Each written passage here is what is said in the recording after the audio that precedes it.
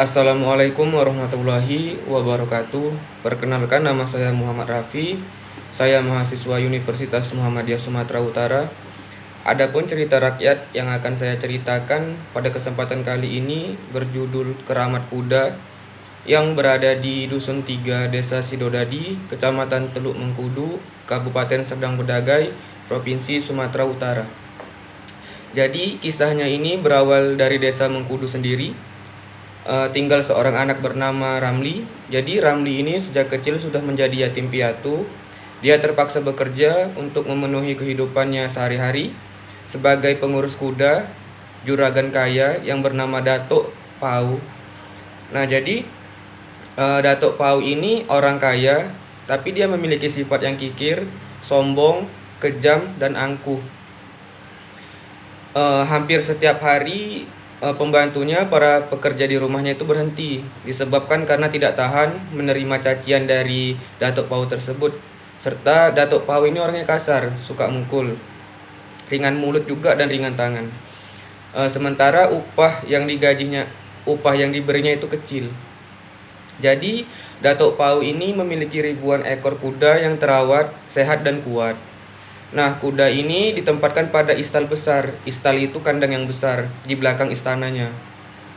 Jadi di antara ribuan kuda itu ada seekor kuda yang paling disayanginya. Dia berwarna putih. Jadi nama kuda itu si Putih. Jadi si Putih ini tidak boleh siapapun, seorang pun untuk memberi makan, memandikannya, menyentuhnya, kecuali si Ramli. Ramli yang anak yatim tadi. Karena Ramli ini sangat dipercayai sama Datuk Pau tadi. Ramli pun juga sangat sayang sama si Putih tadi, si kuda putih tadi. Jadi setiap pagi ia menggosok-gosok dan mengelus-elus si Putih dan mengajaknya berbicara seperti manusia. Sementara si Ramli ngajak ngobrol gitu kan sama si Putih tadi, si Putih ngerti gitu, walaupun melakukan obrolannya dengan manusia, antara hewan dan manusia. Datuk Pau ini sangat dibenci oleh masyarakat karena ketika mengendarai kudanya, mengendarai si Putih, dia itu suka menabrak siapa saja yang berpapasan dengannya, gitu. Jadi di jalan, apabila ada yang menghalangi jalannya, apabila jalannya itu ramai gitu kan, ditabrakinya satu-satu manusia yang ada di situ. Jadi tidak ada seorang pun yang berani melawan Datuk Pau, karena Datuk Pau ini tidak terkalahkan dalam perkelahiannya. Karena Datuk Pau ini memiliki kacamata hitam yang memiliki kekuatan. Jadi kalau misalnya Datuk Pau menggunakan kacamata hitam itu, dia memiliki kekuatan yang sangat luar biasa. Tidak ada satupun yang mampu menandinginya. Nah, jadi tiba-tiba si Ramli ini sedang sakit ya kan, demam dan flu. Pada waktu sakit si Ramli berusaha untuk tetap kerja untuk merawat si Putih tadi. Cuma ketika Ramli sakit dan merawat si Putih tadi, rupanya si Putih tertular penyakit si Ramli. Dia kena demam juga dan flu juga. Jadi pada suatu hari dalam keadaan si Putih sakit, Datuk Pau tadi ini mau mengendarai si Putih. Jadi katanya gini, Ramli, ambilkan dulu kuda putih saya mau mengendarainya gitu kan. Pas dinaiki, ditunggangi sama Datuk Pau, tiba-tiba Datuk Pau melihat mata si Putih ini merah gitu, hidungnya meler. Kayak gitu pun mulutnya gitu meler juga, kayak ngeces gitu, dalam keadaan tidak sehat. Jadi Datuk Pau marah, dipanggil si Ramli. Budak celaka, kenapa si Putih, katanya. Dia tuh membentak dengan suara yang kasar. Terus Ramli menjawab dengan ketakutan, si Putih sakit, Datuk. Sakit? Kenapa dia sakit? Apa tak kau urus? Jadi dia tuh ngomongnya dengan kasar gitu kan, sambil menampar si Ramli sampai ini gusinya berdarah. Pek gitu kan, ditamparnya berdarah dia. Berdarah, si Ramli nangis. Tetap ditanyanya lagi, apa yang kamu lakukan, katanya kan. Wah, rupanya si Datuk Pau tadi ini mencampakkan si Ramli hingga pingsan.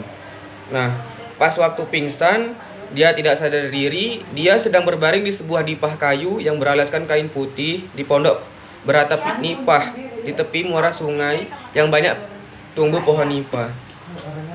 Nah, jadi pas waktu berbaring di pah tadi, si Ramli kayak ngigau gitu dia. Ampun Datuk, bukan saya yang membuat si Putih sakit gini, karena badan saya nggak enak gitu kan. Saya pun tidak tahu juga bakal ketular seperti ini gitu kan. Nah, sambil ngigau-ngigau dia nih. Rupanya setelah mendengar teriakan itu, ngigauan si Ramli tadi, ada seorang tua laki-laki bertubuh tinggi. Dia memiliki wajah yang lembut, putih bersih, penuh kasih sayang, berpakaian jubah putih, keluar dari dapur untuk menghampiri si Ramli yang ngigau tadi gitu kan. Nah, sambil membawa segelas air, dia bilang gini, sudahlah anakku, engkau aman di sini. Sekarang minumlah air putih ini, baru engkau bercerita apa yang sebenarnya sedang terjadi. Seperti itu kan. Nah, setelah meminum air putih pemberian orang tua bijak tadi yang memakai jubah putih tadi, Ramli mengucapkan terima kasih terlebih dahulu gitu kan. Setelah itu dia menceritakan sedetail-detailnya dari awal sampai akhir. Nah, sampai pada akhirnya si Ramli tadi ini mau mengabdikan diri untuk si orang tua yang berjubah putih tadi. Nah, karena orang tua berjubah putih ini tadi itu namanya Tuan Syekh Maulana Maghribi. Saya ulang, Tuan Syekh Maulana Maghribi. Jadi Tuan Syekh Maulana Maghribi ini adalah seorang kakek tua yang amat soleh, yang taat terhadap perintah agama. Seperti itu. Nah, jadi si Ramli tadi ini berusaha untuk mengurus kebutuhan kakek tua tadi, beribadah gitu kan, untuk belajar ibadah, serta pokoknya intinya si Ramli sama si kakek tua tadi menciarkan agama Islam di halayak gitu kan. Nah, jadi Datuk Pau tadi ini mau jalan-jalan gitu, menunggangi kuda putihnya. Nampaknya ada dua orang berjubah putih, dua-duanya ada di jalan gitu kan. Terus dia bilang, dalam hati dia mikir gini, siapa itu dua orang pakai jubah putih yang menghalangi jalanku, katanya kan.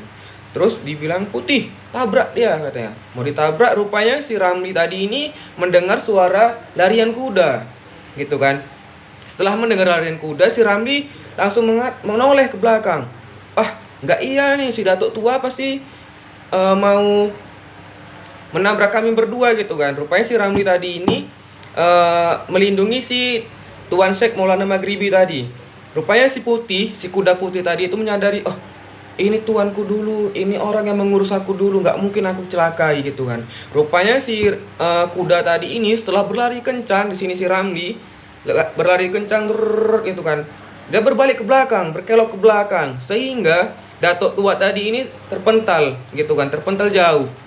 Nah, setelah terpental jauh, rupanya si Datuk tua tadi bangkit gitu kan.